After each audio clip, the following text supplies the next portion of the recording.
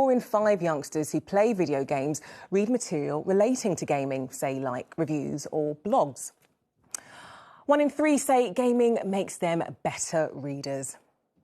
And nearly 3/4 of reluctant readers say video games help them feel as if they are part of a story. Interesting. Well, earlier I was joined by video game writer Rhianna Pratchett, who also happens to be the daughter of fantasy novelist Terry Pratchett, and Andy Robertson, who's a dad of 3 teenage gamers. I began by asking them how gaming can be beneficial. It's a way of engaging them in different worlds, in different scenarios, in different journeys. Already, many young people are into gaming. It's bigger than it ever has been. There are wild and wonderful stories in games, and we can tell from the research that those are really appealing to young people. They're bringing them into games.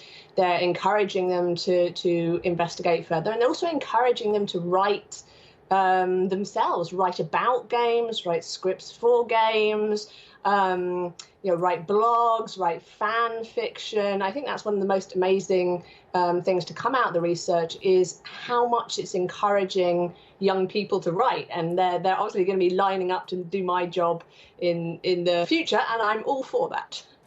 So, Andy, you are a gamer. I imagine that makes things a little bit easier for your children. But what benefits have you seen with your children when it does come to gaming? Well, I think during this period, seeing them play games more, realising that they were getting more than just entertainment and competition out of these games. There's a real sense of narrative and journey in the worlds that games create.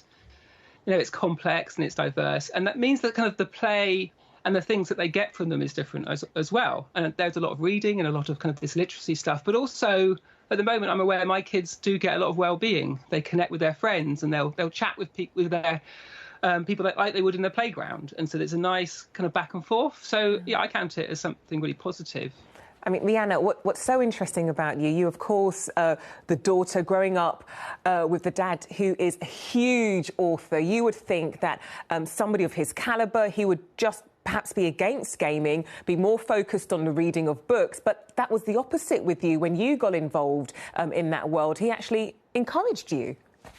Oh, yeah, absolutely. I mean, my parents encouraged me to read as well, but my dad was very into electronics, into computers, and he brought a Sinclair ZX81, a very old machine, into the house when I was 6 years old, and I fell in love with it, and I fell in love with the adventures that you could have, and we used to play games together. I would sit next to him, get out the graph paper and draw the maps for him, because it was long before you actually had maps in games, so you had to basically draw it out yourself. I actually learnt the word falafel from a video game long before I actually ever found out or even tasted falafel. So, yeah, they were still teaching me stuff back then, and I was still making them social, even if they weren't social in the way that they are now.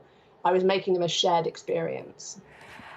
Now, Andy, you are going to have kids watching at home and they're going to be like, see, Mum, see, Dad, I told you, no more limits on how much time I spend on video games. But surely that you'd still need to have a happy medium. You don't want to let the world of gaming really overtake your own personal life, take you away from your studies, from your work life, etc.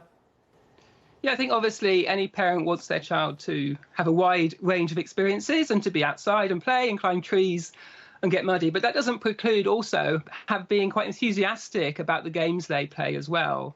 And I think there's quite a key role us as parents can play to situate games as something that's part of family life and something we can enjoy together. So it doesn't happen away in bedrooms, which is one way to make them a bit safer. Obviously, there are ways to set limits and there's ways to control the age rating that your child can access and who they can talk to online.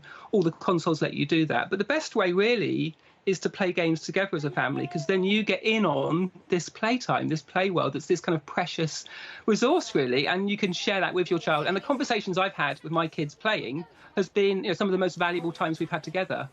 Really good advice. Rhianna Pratchett and Andy Robertson, really good talking to you both. Thank you.